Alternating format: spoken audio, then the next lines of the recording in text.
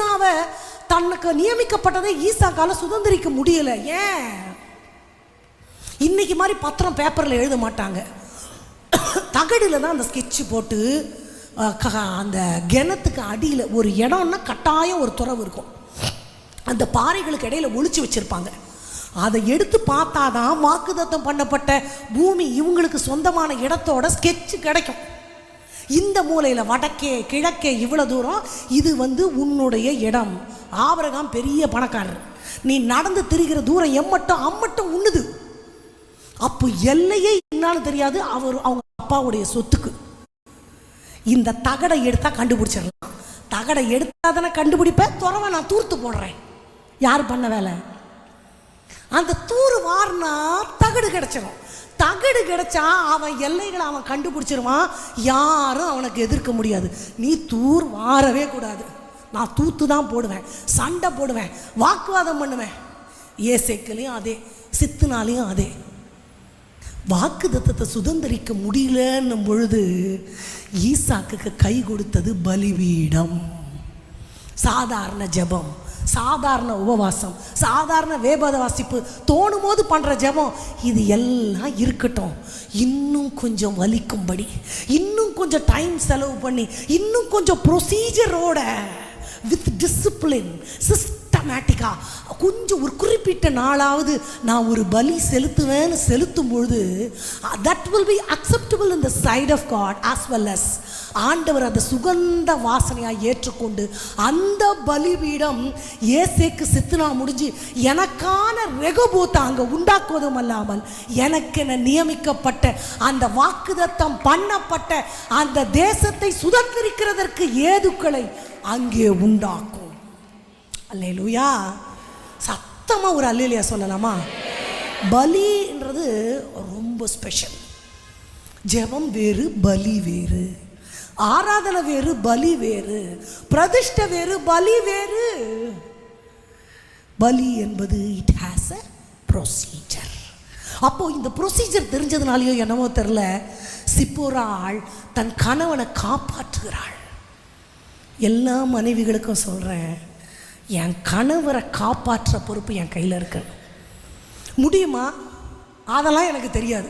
வேதத்தில் ஒரு பெண்ணு காப்பாற்றி, ஒரு பெண்ணு இல்லை இன்னொரு பெண்ணையும் சொல்கிறேன். வாசிக்கலாமா? 1 சாமுவேல் 25வது அதிகாரம் 24 படிக்கலாமா? 1 சாமுவேல் 25வது அதிகாரம் 24வது வசனத்திலிருந்து படிக்கலாமா? அவன் பாதத்திலே விழுந்து, என் ஆண்டவனே,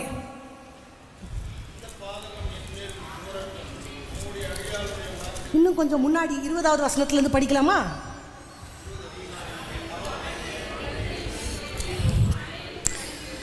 அப்பொழுது அபிகாயில் தீவிரமாக 200 அப்பங்களையும் 2 துருத்தி திராட்சரசத்தையும் சமையல்பட்ட ஆடுகளையும் அத்திப்பழ அடைகளையும் எடுத்து கழுதை மேலே வைத்துக்கொண்டு எங்கே போகிறாங்க? நீங்கள் எல்லாரும் திருன்னு முழிக்கிறீங்க. நீங்கள் உங்கள் பைபிளை வச்சுட்டு கொஞ்சம் என்ன பாருங்கள். இங்கே என்ன நடக்குது? இங்கே என்ன நடக்குது? அபிகாயில் என்று ஒரு அறிவுள்ள பெண்மணி இருக்கிறாள். அவருக்கு ஒரு கணவன், எப்படி?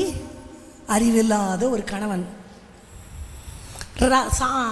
தாவீதுனுடைய மேய்ப்பர்கள் வரும்பொழுது இவனுக்கு ஆதரவாக இருந்தாங்க. ஆனால் இவன் பணக்காரன். அபிகாயிலுடைய கணவன் நாபால் நல்ல வசதி படைத்த ஒரு மனிதன், ஆனால் அறிவே இல்லாத ஒரு முரடனும் துராகரதனுமான ஒரு மனிதன் என்று வேதம் சொல்லுகிறது. எதிராளியோட பலம் தெரியாமல் மோதனா நம்ம என்ன அர்த்தம்? முட்டாளுன்னு தான் அர்த்தம்.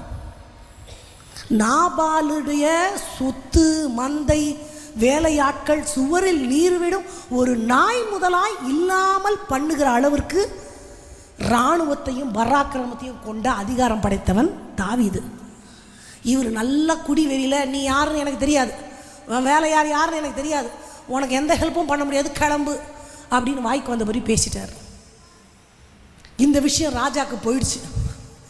ராஜா கோபம் கொண்டாலே கஷ்டம். இதில் உக்கிர கோபம், மகா கோபமெல்லாம் வேதத்தில் இருக்கும். கெட்ட கோபம் வரும்னு சொல்லுவோம்ல, அந்த மாதிரி ராஜாவுக்கு ஒரு கெட்ட கோபம் வந்துருச்சு. உன்னை என்ன பண்ணுறான் பாடுறான் அவனே அப்படின்னு வராரு. வரும் பொழுது இந்த அபிகாயில் நீங்கள் வேதத்தில் போய் பார்த்தீங்கன்னா 11-12 வசனம் வர அளவுக்கு அவ்வளோ பெரிய ஜெபத்தை ஏறெடுத்து காணிக்க கொடுத்து அந்த ராஜாவோட கோபத்தை எப்படி சாந்திப்படுத்தணுமோ அப்படி பண்ணி தன் கணவனுடைய ஜீவனை காப்பாற்றுகிறாள்.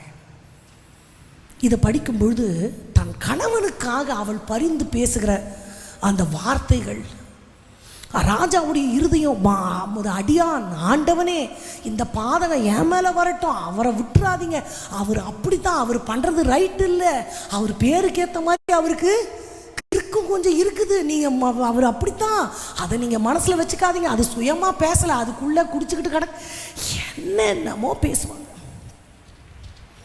சில நேரம் ஞானமான பேச்சு நம்மளை தப்பு வைக்கும். ஒரு ரட்சிக்கப்படாத கணவன், ஒரு அம்மா ரட்சிக்கப்பட்டிருந்தாங்க. ஞானஸ்தானம் எடுக்கிறேன்னு சொன்னால் வீட்டில் சண்டை வரும். ஆனால் இவங்களுக்கு ஞானஸ்தானம் எடுக்க ஆசை. ரகசியமாக வந்து ஞானஸ்தானம் எடுத்துட்டாங்க. அவருக்கு நியூஸ் போயிடுச்சு. அவர் அவ்வளோ பெரிய உருட்டுக்கட்டையை தூக்கிட்டு நிற்கிறாரு. வா, என்னை கேட்காம நீ ஞானஸ்தானமாக எடுத்த அப்படின்னாரு. இந்த அம்மா சொன்னாங்க, தெரியாமல் எடுத்துட்டேன், இனி வாழ்நாளில் எடுக்கவே மாட்டேன்னாங்க. பேச்சு மாற மாட்டீங்கள, எடுக்க மாட்டீங்கள, உன் மேலே சத்தியம், எல்லார் மேலே சத்தியம், இந்த ஒரு தடவை தான், இனி என்ன ஆனாலும் எடுக்க, நீ சொன்னால் கூட நான் எடுக்கவே மாட்டேன், பேச்சு மாற மாட்டீங்கள, சரின்ட்டு கட்டையை கீழே போட்டாராம். புரிஞ்சவங்க சிரிக்கிறீங்க, புரியாதவங்களுக்கு நான் என்ன பண்ணுறது? ஞானஸ்தானம் எல்லாரும் ஒரு தடவை தானே எடுப்போம். அவருக்கு அது தெரியலை. சில தாய்மாரி என்கிட்ட வந்து என் கணவரை அடிச்சிட்டாருன்னு அழுவாங்க. நான் என்ன சொல்கிறேன், நீங்கள் அடி வாங்குறீங்கன்னா உங்களுக்கு சாமர்த்தியம் பத்தலைன்னு அர்த்தம். தப்பிச்சு ஓட தெரியாதா? கோபம் வருதுன்னு தெரியுது, நின்றுனே பேசி பேசி பேசி இன்னும் கோபத்தை, அதுக்கு நான் அடிக்கிறது ரைட்டுன்னு நான் சொல்லலை. மனைவியை அடிக்கிற கணவர் சரியான கணவனே இல்லை என்னை கேட்டால்.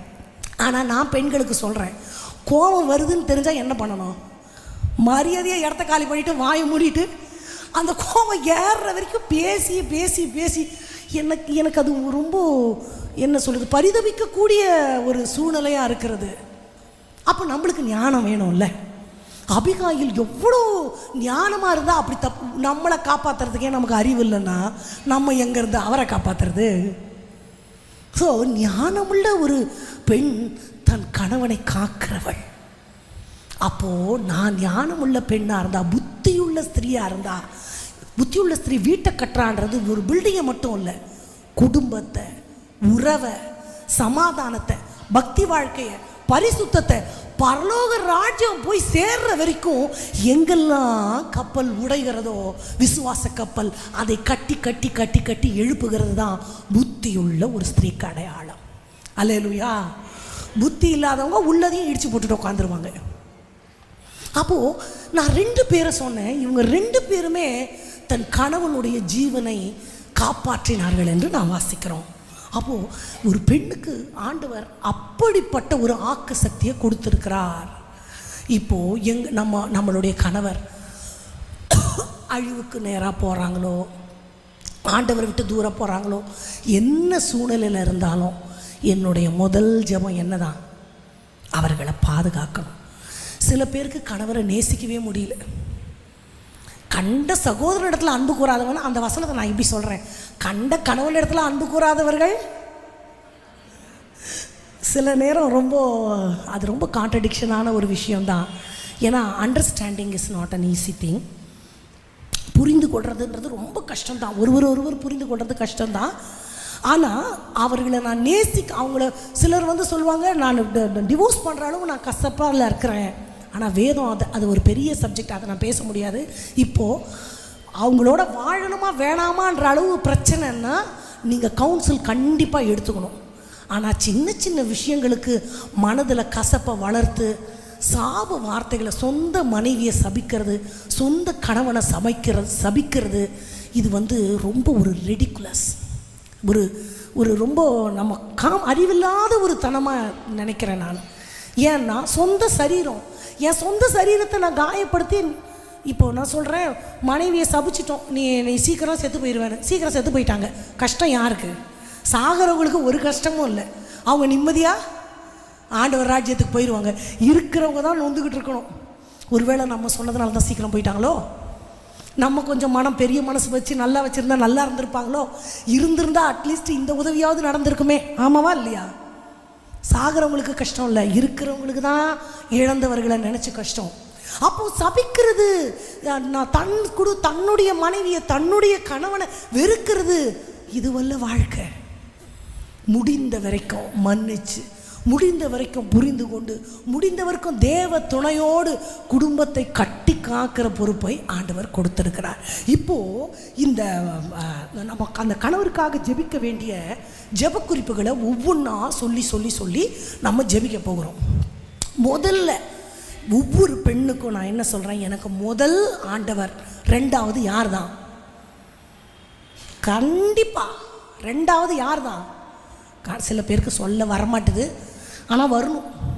ஏன் தெரியுமா? இந்த கணவன் மனைவின்ற உறவை தெய்வம் நம்மோடு கூட இருக்கிற உறவுக்கு ஒப்பிட்டிருக்கிறார். ஆண்டவர் கணவன், நம்மெல்லாம் யார்? சொல்லவே வரமாட்டுது சில பேருக்கு. நீங்கள் சொல்லனா நான் பேச முடியாது. So sweet. அப்போது கணவன் மனைவின்ற உறவை தெய்வம் மனிதனோடு, சபையோடு, மனுக்குலத்தோடு கொண்டிருக்கிற உறவுக்கு ஒப்பிட்டிருக்கிறாருன்னா, கணவன் மனைவி உறவை ஆண்டவர் எவ்வளோ ஹானர் பண்ணியிருப்பார். So it's a honourable. Loving my husband, loving my wife is, it is not ஒரு உலக பிரகாரமான அன்பு அல்ல, அது தெய்வீக அன்புக்கு ஒப்பிடப்பட்டிருக்கு வேதத்தில். அல்லேலூயா. ஒரு அல்லேலியா சொல்லலாம். தேங்க்யூ. அப்போது ஆண்டவருக்கு முதலிடம் நான் கொடுக்குறேன்னா, அடுத்த இடம் நான் யாருக்கு தான் கொடுக்கணும்? கண்டிப்பாக கணவனுக்கு. கணவனாக இருப்பீங்கன்னா மனைவிக்கு. இது எங்கெல்லாம் தவறுகிறோமோ அங்கே தான் பிரச்சனை வரும். அம்மாமாருக்கு நான் சொல்கிறேன், கணவனை ஃபஸ்ட்டு நேசிப்பாங்க. ஒரு குழந்தை வந்த பிறகு வீட்டுக்கார் பரிதாபமாக உட்காந்துருப்பார். பிள்ளை பிள்ளை பிள்ளை பிள்ளை பிள்ளை. அவரும் பாவம், அவங்க அம்மா விட்டு தானே நம்மக்கிட்ட வந்திருக்காரு. அப்பாங்களும் அப்படி தான். ஒரு பொண்ணு கிடச்ச உடனே இந்த பொண்ணை விட்டுருவார், அவரு பொண்ணையே பார்த்துட்டு இருப்பார். இதுதான் அடுத்த ஒரு பெற்ற பொண்ணாச்சே. அப்படி அல்ல. எத்தனை பேர் வந்தாலும் அந்த ஆண்டவருக்கு அடுத்த இடம் நம்ம அப்படி கொடுத்தாகணும். குடும்பத்துக்கு இது தேவன் எதிர்பார்க்கிறது. மூணாவது தான் பிள்ளைகள், சொந்தம், வேலை, உறவு, எல்லாமே மூணு தான். இந்த ப்ரொசீஜர் எங்கெல்லாம் மாறுதோ அப்படிப்பட்ட குடும்பங்களுக்குள்ளே தான் பயங்கரமான பிரச்சனை வரும்.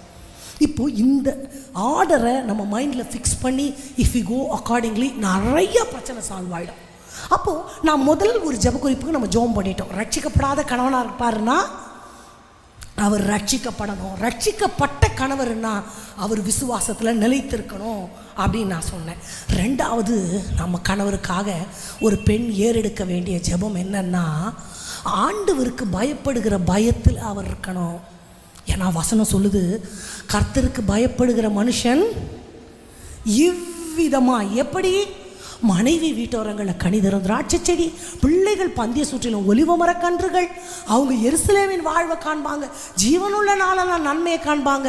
வரிசையாக எல்லா கல்யாணத்துலேயும் வாசிக்கிற அந்த சங்கீதத்தினுடைய சாராம்சம் தேவனுக்கு பயப்படுகிற ஒரு பயத்தில் அடங்கியிருக்கு.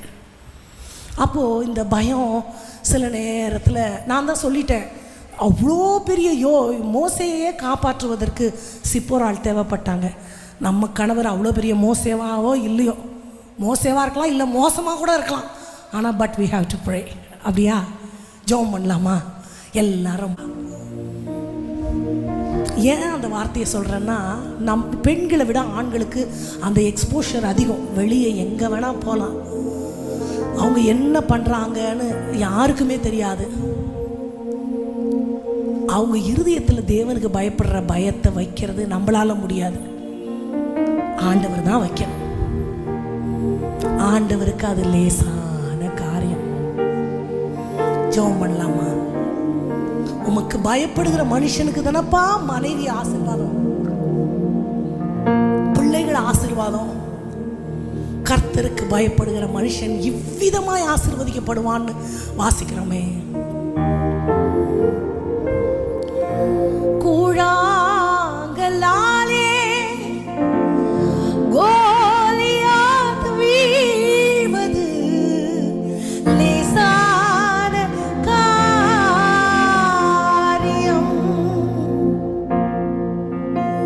கூழாங்கலாலே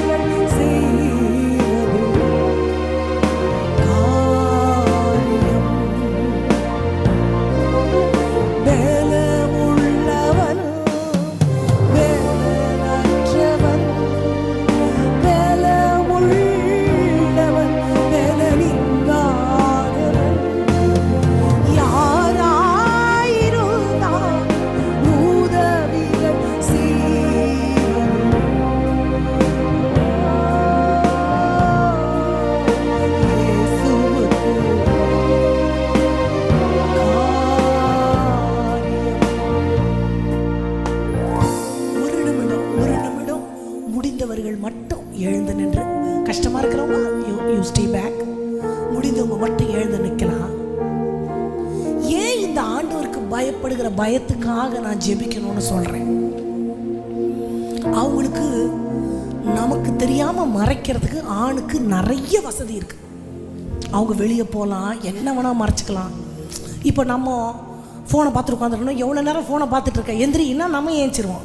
ஆனால் நம்ம சொன்னால் அவங்க எந்திரிப்பாங்களா? பெரும்பாலும் நடக்காது.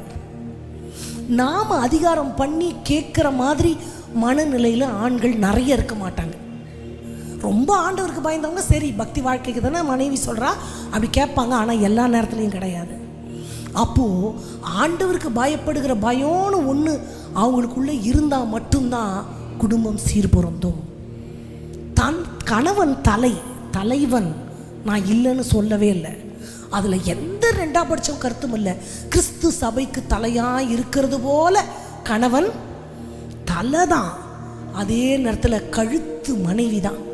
அதை அசைக்கிற அசைவை கூட ஆண்டவர் உங்கள் கையில் கொடுத்துருக்கிறார். சில நேரம் தெரியாது, அது அதிகாரத்தினால வரக்கூடாது, அன்பினால, ஆமாவா, ஜெபத்தினால, நற்குணங்களினால, முழங்கால் நாளில் வந்தால் நீடிக்கும், இல்லைன்னா பாதியில் குறுக்க திரும்பிடும். ஆமாவா இல்லையா? அதனால நான் ஜெபிக்கிற ஜெபம் ஆண்டவர் சமூகத்தை எட்டணும். ஆண்டவருக்கு பயப்படுற பயம்னு ஒன்று ஆண்டவர் இருதயத்தில், கணவரோட இருதயத்தில் வைக்கணும். இல்லாட்டி எத்தனையோ பேர் இருக்கிறாங்க, எவ்வளோ சொன்னாலும் என் கணவர் கேட்கறதே இல்லை, ரொம்ப தைரியம், கை மிஞ்சி போயாச்சு, எல்லா விஷயத்தையும் எந்த he may go to any extreme. மனைவி மட்டும் இல்லை, யாருமே அடக்க முடியாது, அப்படிப்பட்ட கேரக்டர்ஸ் இருக்கிறாங்க. அப்போது நம்ம அதுக்காக என்ன தான் ஜெபிக்கணும்? உமக்கு பயப்படுகிற பயத்தை அவங்க மனசில் வைங்க ஆண்டவரே. அருகில் இருக்கிறவங்கள சேர்ந்து கரங்களை கோர்த்து பிடிக்கலாமா? சீக்கிரம் அடிமை ஆயிடுவாங்க. பாசத்துக்கு அடிமை ஆகிறது, பிற மனிதர்களுடைய பாசத்துக்கு அடிமை ஆயிடுறது, கெட்ட பழக்க வழக்கங்களுக்கு அடிமை ஆயிடுறது, விஷுவல்ஸ், ஏதாவது ஃபோனில் சினிமா, மோசமான காரியங்கள், கேம்ஸ், டக்குன்னு அடிமை ஆயிடுறது. வரணும்னு நினைச்சா கூட வர முடியாது, மீசையில் மண்ணு ஒட்டாம தான் நடக்கிறது. அதெல்லாம் ரொம்ப கோபம். கர்த்தருக்கு பயப்படுகிற பயம் ஒரு மனுஷனுக்குள்ள இருக்குமானால் அவனது குடும்பம் தழைக்கும். எருசலேமின் வாழ்வை காண்பான். பிள்ளைகள் பந்திய சுற்றிலும் ஒலிவ மர கன்றுகள் இருப்பார்கள். மனைவி வீட்டோரங்களை கனி தருகிற திராட்சை செடியை போல இருப்பாள். காண்கிற எல்லாரும் இது தேவ மனுஷன், இது தேவ மனுஷனால் தேவனால் ஆசீர்வதிக்கப்பட்ட குடும்பம். ஆசைப்படுறவங்க எல்லாம் கரங்களை கோர்த்து உமக்கு பயப்படுகிற பயத்தை அவர் இருதயத்தில் வைங்க ஆண்டவரே. என் கணவன் உமக்கு பயந்த மனுஷன்னு என் இருதயம் சொல்லணும் ஆண்டவரே. அப்படி ஒரு பயபக்தியை வைங்க ஆண்டவரே. யோசேப்ப போல எந்த தனிமையிலும் கர்த்தருக்கு பயப்படுகிற பயம் அவரது கண்களை நோக்கி கொண்டிருக்கிறது. தாவீது சொன்னாரே, நான் வானத்துக்கு ஏறினாலும் அங்க இருக்கிறேன், பாதாளத்தில் படுத்தாலும் அங்கே இருக்கிறேன், சமுத்திரத்தின் ஆழத்துக்கு போனாலும் அங்கே இருக்கிறேன், பூமியின் கடைமுனைக்கு போனாலும் அங்கேயும் எங்கேயும், மேலும் கீழும், வலப்புறம் இடப்புறம், சுற்றிலும் முற்றிலும் உமது கை எனக்கு பாரமாய தலையில் இருக்கு, உங்க கண்கள் என் மேல நோக்கமாய் இருக்கு. இந்த பயம் ஒவ்வொரு தகப்பனுக்குள்ள வரட்டும் ஐயா. உமக்கது லேசான காரியம். என் வார்த்தைகள் அவரை பயமுறுத்தாது. நான் சண்டை போடுறதுனால ஒன்றும் நடக்காது, நான் கோச்சுக்கிட்டு போறதுனால ஒண்ணுமே நடக்காது, நான் பழி வாங்குறதுனாலையும் ஒன்றும் நடக்க போறதில்லை, இன்னும் அக்ரெசிவா தான் ஆவாங்க. உமக்கு பயப்படுகிற பயம் அந்த சென்சார் மனசுக்குள்ள நீங்க வச்சிட்டீங்கன்னா நான் துக்கத்துடனே திரிவதில்லை. இது என்ன ஆகுமோன்னு நான் பயப்பட வேண்டியதில்லை. என் இருதயம் வியாகுலப்பட வேண்டியதே இல்லை. மண்ணை பிசைந்து மனிதனை படைப்பது லேசான காரியம்.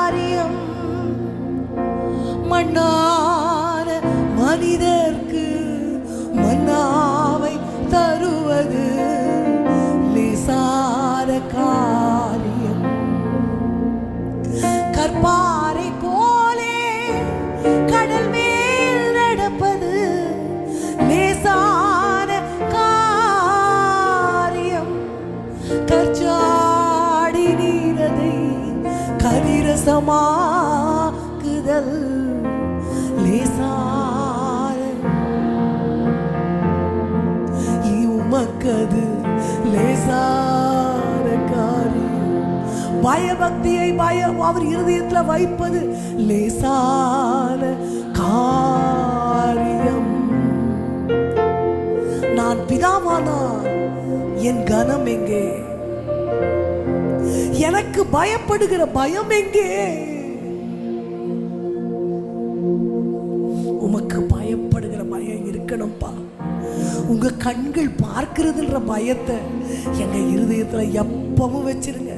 முக்கியமா தகப்பன்மாருக்கு வச்சிருங்க. தேவனுடைய கோபம் மூழக்கூடாதப்பா. வழியிலே அழியாதபடிக்கு உமது பாதத்தை முத்தம் செய்ய ஆவியானவர் நீர் கிருபை செய்ய வேண்டுமாய் ஜெபிக்கிறோம்ப்பா.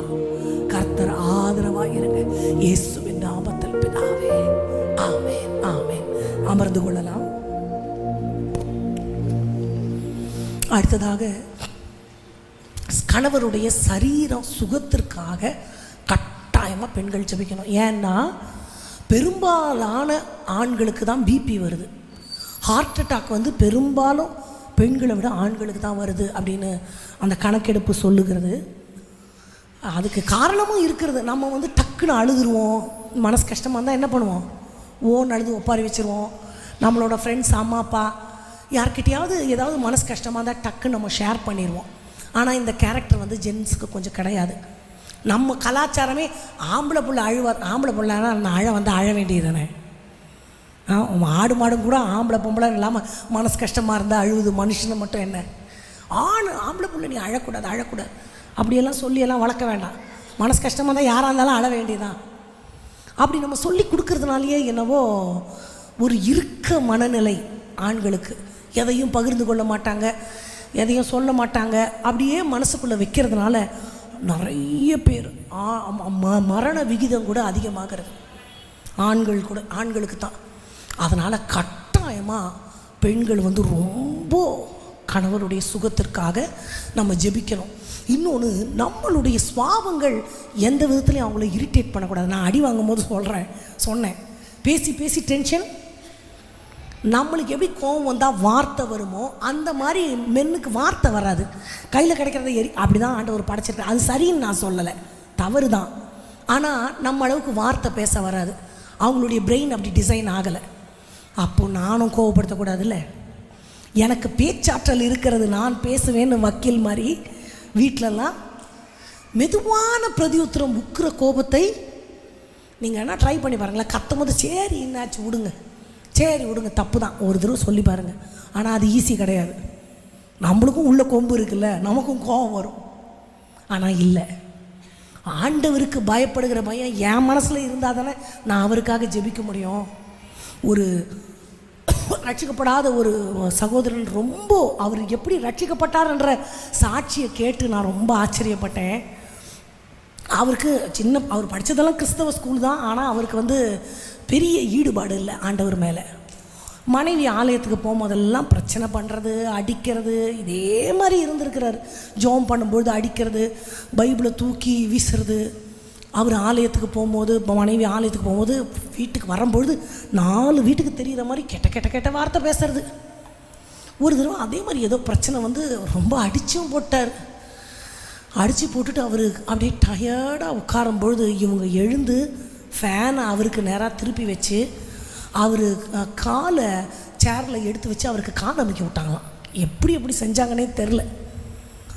அழுன்னு அழுது அவங்க கரங்களை பிடிச்சிக்கிட்டு உனக்கு எப்படி மனசு வந்துச்சுன்னு கேட்டாராம். அவங்க சொன்னாங்களாம், இயேசுவோட அன்பு தான் என்னை எப்படி வழி நடத்துச்சு. அந்த ஆட்டிடியூடில் ரட்சிக்கப்பட்டிருக்கிறார் ஒரு கணவர். நம்ப முடியுதா? நான் என்ன சொல்கிறேன், வேர் இஸ் மை செல்ஃப் ரெஸ்பெக்ட்ன்றதெல்லாம் விட்டுட்டு ஏசப்பா அதெல்லாம் பார்க்காம சிலுவையில் ஆண்டவர் நமக்காக மரித்தார், அந்த கேடு அடைந்தார். அவரை ரட்சிப்புக்குள்ளே கொண்டு வர்றதுக்காக வாகிலும் என்னுடைய சுவாபங்கள் மாறுமானால் அதற்கான பலன் எனக்கு பரலோகத்தில் உண்டாகும்னு நான் நம்புகிறேன். அப்படி போகணுமா அப்படின்னு நினைக்க வேண்டாம்.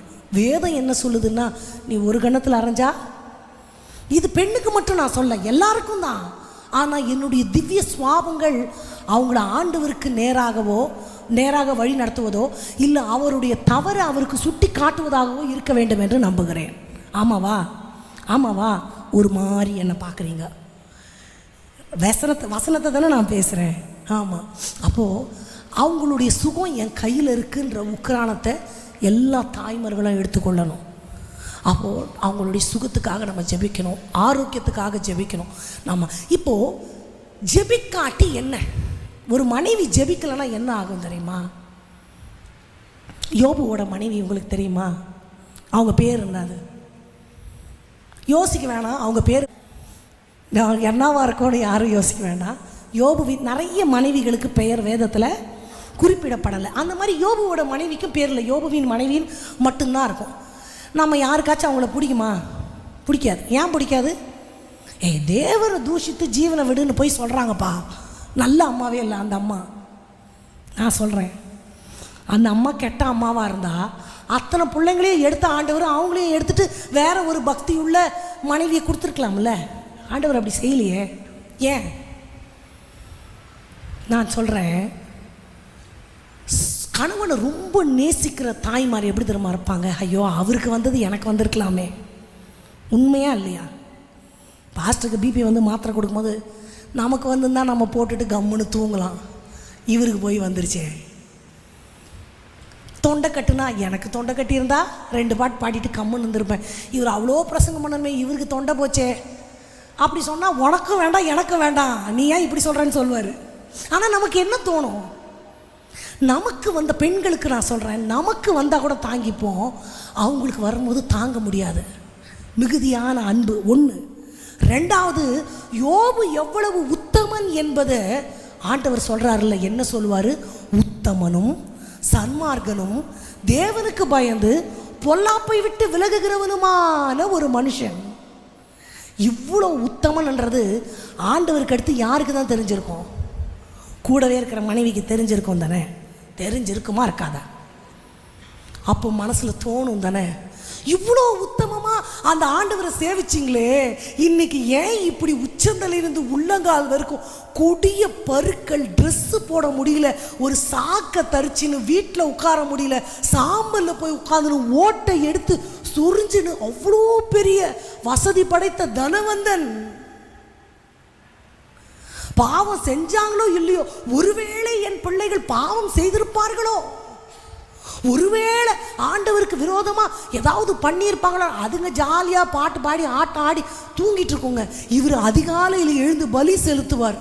ஒருவேளை ஜாலியில் ஆண்டவரை தூஷிச்சிருப்பாங்களா, ஆண்டவருக்கு பிடிக்காத செஞ்சுருப்பாங்களா, ஒருவேளை செஞ்சுருந்தா மன்னிச்சிருங்க. இவர் பாவத்துக்கு இல்லை, இவர் பிள்ளைங்க பாவத்துக்கு. அப்படி ஆண்டவரை சேவிச்சு அந்த ஆண்டவர் கூட உங்களை கைவிட்டாராப்பான்னு நம்மெல்லாம் மனசில் கேட்போம். அந்த அம்மா வாயை விட்டு கேட்டாங்க. அவளை தான் நமக்கு அவங்களுக்கு வித்தியாசம். ஒத்துக்க முடியலையா? நான் சொல்லுகிறேன், நல்ல மனுஷி, உண்மையாக கணவனை நேசித்த மனுஷி தான். அத்தனை நடந்தும் அவரை விட்டு அவங்க போகலையே. அவங்க சுகமாக தானே இருந்தாங்க, விட்டுட்டு போக வேண்டியது தானே, போகல. ஆகக்கூடி அவங்க நல்லவங்க தான். ஆனால் அந்த இடத்துல விசுவாச வார்த்தை சொல்லி சிப்போராளை போல ஒரு பலி செலுத்தி, அபிகாயில போல மிகுதியான வார்த்தைகளை சொல்லி ஆண்டவருடைய இருதயத்தை சாந்திப்படுத்த தவறிட்டு ஒரு வார்த்தை சொல்லிட்டாங்க. மனசு நொந்து மனசு விட்டு தேவனை தூஷிச்சுட்டு நீ செத்து போ, நீ படுற பாட என்னால. அதுதானே அர்த்தம். அவ்வளோ நல்ல மனைவியாக கணவனை நேசித்து விட்டுட்டு போகாமல் திருப்பியும் அவருக்கு பிள்ளைகளை பெற்றெடுத்த மனைவியாய் ஆண்டவரே வேணும் உனக்குன்னு வச்ச மனைவி ஜெபிக்காதனால இன்னைக்கு வரைக்கும் நம்ம மனசில் அவங்க நல்லவங்க இல்லை.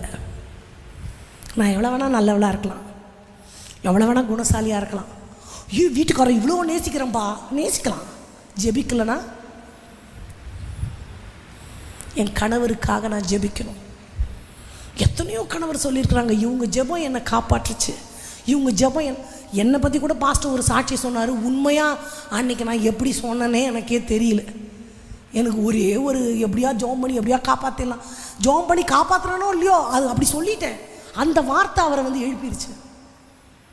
நான் சொல்கிறேன், என்னுடைய விசுவாச வார்த்தைகள் அவரை எழுப்போம். என்னுடைய முழங்கால்கள் கணவர் நம்மளை தவிர யார் அவருக்கு பாரமாக ஜெபிக்க முடியும்? ஜெபிக்கலாமா? முழங்கால் போடலாமா?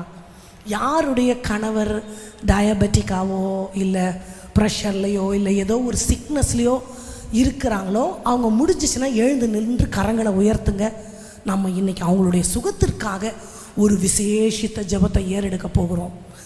இஸ்ரவேலின் சேனைக்குள்ளே ஒருவராகிலும் பலவீனராய் இருக்கவில்லை. கர்த்தர் தருகிற சுகம், தீர்க்காயுசு.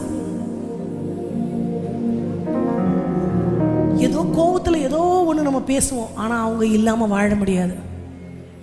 கணவன் இல்லாமல் வாழுகிற வாழ்க்கை கஷ்டம், மனைவி இல்லாமல் வாழுகிற வாழ்க்கை கஷ்டம். ஆண்டவர் இணைத்தது. கரங்களை உயர்த்தி இருக்கிறவங்க, ஆன்லைனில் பார்க்குறவங்க கூட என் கணவர் பலவீனப்பட்டிருக்கிறாருன்னா உங்கள் கரங்களை உயர்த்துங்க. அவருக்காக கண்ணீர் விடுங்க. அவரை சுகதேகியா வைங்கப்பா. எனக்கு வரட்டும்னு ஒரு ஆதங்கத்தில் சொல்லுவோம், ஆனால் அப்படி சொல்லக்கூடாது. யாருக்கும் வேண்டாம்.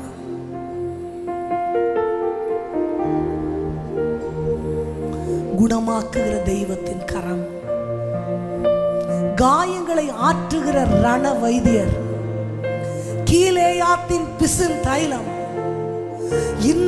இன்றைக்கு யாரெல்லாம் தன் கணவனுக்காக கரங்களை உயர்த்தி இருக்கிறார்களோ அந்த மனுஷனுடைய உச்சந்தலையிலிருந்து உள்ளங்கால் வரைக்கும் ஆட்டுக்குட்டியானுடைய ரத்தம் பாய்வதாக. எலும்புகளில், நரம்புகளில், ஊடுல, சதைகளில், உச்சந்தலையிலிருந்து எல்லா அவயவங்களும் இரத்தத்தினால கழுவப்படுவதாக. குற்றமற்ற ஆட்டுக்குட்டியானுடைய ரத்தம் நெற்றிகளிலே பூசப்படுவதாக. வாதை உன் கூடாரத்தை அணுகாது என்ற வாக்குத்தத்தம் நிலை கால்களிலே ஒட்டப்படுவதாக. சங்கார தூதன் வழியாய் பிரவேசியாதபடிக்கு குணமாக்குகிற தெய்வத்தினுடைய பிரசன்னம் இப்போ இப்போ இப்போ பரம்பரையாய் வந்த வியாதிகளுக்கு இயேசுவின் நாமத்துல கட்டளை கொடுக்கிறேன். தாய் தகப்பனிடத்திலிருந்து வந்த பரம்பரை வியாதிகள் இயேசுவின் நாமத்துல அறுப்புண்டு போவதாக. உமது ரத்தத்தினால உமது பிள்ளைகள் கழுவப்பட்டு உமது சுதந்திராக மாற்றப்பட்டார்கள். இன்றையிலிருந்து குணமாக்குகிற தெய்வத்தினுடைய சர்வாங்க சுகம், அற்புத சுகம், எல்ஷடாய் எனும் நாமமுடைய தெய்வத்தினுடைய சுகம் அவர்கள் சரீரங்களில் உண்டாவதாக. சத்துரு தன்னுடைய அசுத்த கரத்தை நீக்கட்டும் ஐயா. ஆவியானுடைய கரம் அவர்கள் சிரசின் மேல அமரட்டும் ஆண்டவரே. அப்பா, உமது கரம் எண்ணி முடியாத அதிசயம் செய்பவர் நீரே, நீரே. சொல்லி முடியாத அற்புதம்